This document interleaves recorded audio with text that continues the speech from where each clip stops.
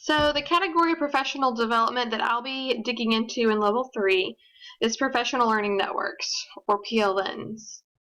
PLNs can take on a variety of forms, but Trust, Krutka, and Carpenter define the term as a system of interpersonal connections and resources that support informal learning. There are two main types of PLNs. One type is information aggregation, like RSS feeds, and social media connections is the other type, and that includes forms like Facebook groups and Twitter feeds.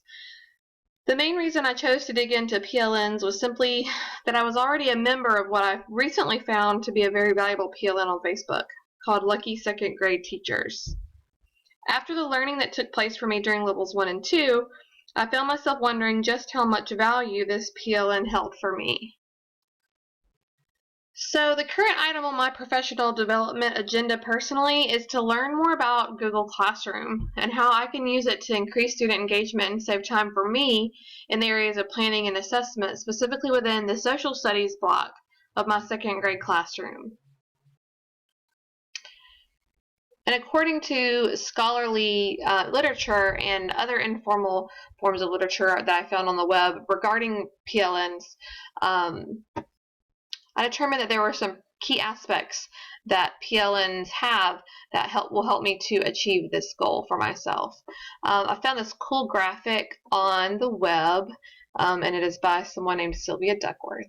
But she uses this graphic to portray the major characteristics of a connected educator, one who uses professional learning networks for their own professional development. So she says that the connected educator shares ideas and learns global pedagogy, networks with professional learning networks around the world, cultivates relationships with their professional learning network, curates resources to access and share, motivates and is motivated by his or her professional learning network, inspires and is inspired by their PLN, collaborates with their PLN, gains perspective on other cultures and pedagogy, models connected learning for students and colleagues, never runs out of new ideas to try with students, can turn to their PLN for help at any time of day, can connect students globally, and understands that in a global community, everyone benefits. So I just wanted to give you guys a quick preview of the PLN on Facebook that I'm already a member of. It's called Lucky Second Grade Teachers. And I was invited to join this group probably maybe close to 2 years ago by a colleague of mine, a friend that also teaches second grade. It is a closed group, you can see here, which means that you have to have an invitation from another member to join the group. So membership is limited in that way. But even despite the closed nature of it, it has more than 18,000 members worldwide. So actually it's up to 19,000. It was 18,000 last time I checked, which was probably a couple weeks ago. So membership is constantly increasing, which is pretty cool. And when you go back to discussion, you can see that all of the posts are very professional in nature. Teachers asking for advice and sharing their own ideas and things that are working well for them in their own classrooms. And what I like most about the value behind this professional learning network is that when you go to description, it says, it tells you quickly what the group's purpose is, and then it gives you a link to the group guidelines. The group guidelines is what I like, because I feel safe when interacting on a more regular basis after reading the guidelines. There are specific rules that you have to follow, or the admin will remove you from the group, or remove any self-promotion posts or posts that are not relevant to the professional nature of the PLN. So up until taking this particular course on professional learning and learning more about professional learning networks, I guess I would consider myself primarily a lurker in this group. Their posts do come up on my Facebook homepage or feed regularly, and I will often see things that pique my interest, and I'll click and read and learn. However, I have yet until recently engaged back or posted or asked my own questions within the group. The peer-reviewed literature that I found to support my choosing PLNs to dig into said several things about its value. First of all, they said that teachers that participate in PLNs demonstrate self-directed learning, or what the National Research Council calls adaptive expertise. That enables them to be flexible and have the skills they need to grow with the changes they face. These types of teachers are best suited to help other learners. Also, the literature said that PLNs create a highly motivational learning environment through combining social interaction with a common interest. And finally, PLNs can be used in a wide variety of ways, easily enabling teachers to custom design professional development to suit their own personal goals toward becoming a better teacher.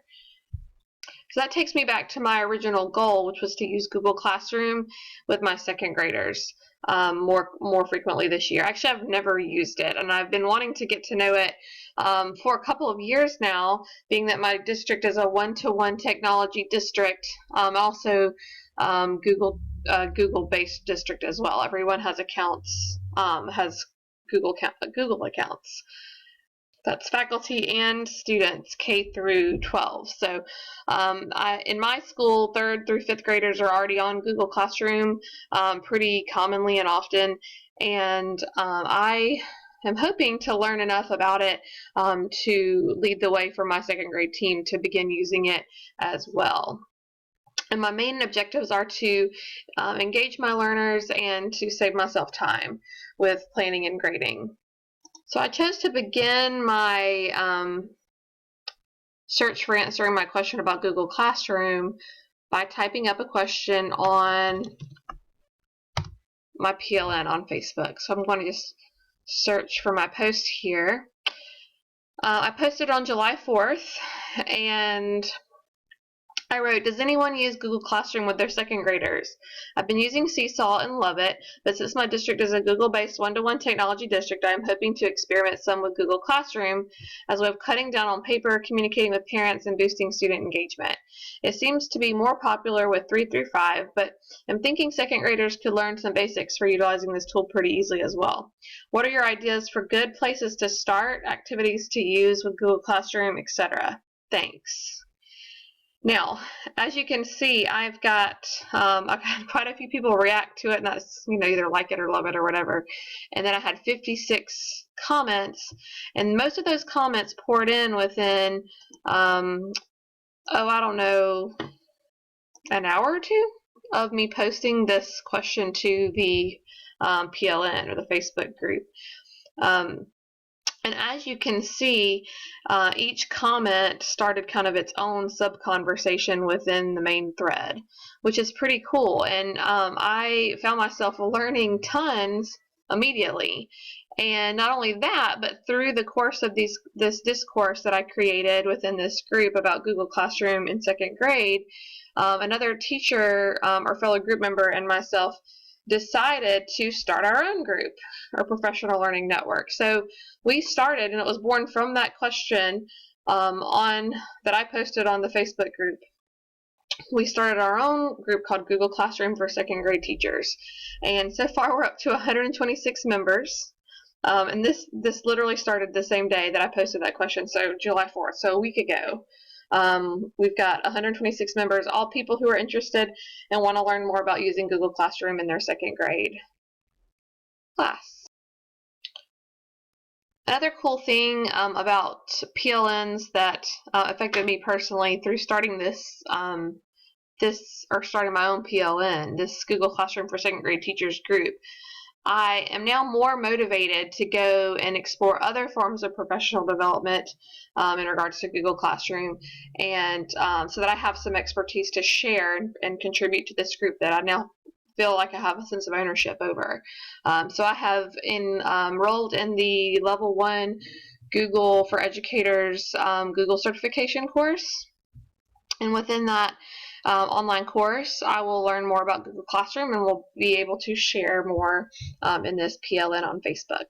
To quickly critique professional learning networks, the only real critique that I found with them is that And authors Valencianos and Navarrete, in their article that I read, mentioned that in their study, learners limited their public activity to course-related topics, or group-related topics, PLN-related topics, and they didn't appear to mix social and educational participation, and seemed to need support in managing the expanded amount of information available to them. And that's exactly what happened to me. So that was confirmed within my own experiences with PLNs. As I told you before, I limited my engagement to basically just being a lurker for probably close to 2 years. And I also needed that support. So I needed the motivation of taking this course to push me to engage more. Here are my resources.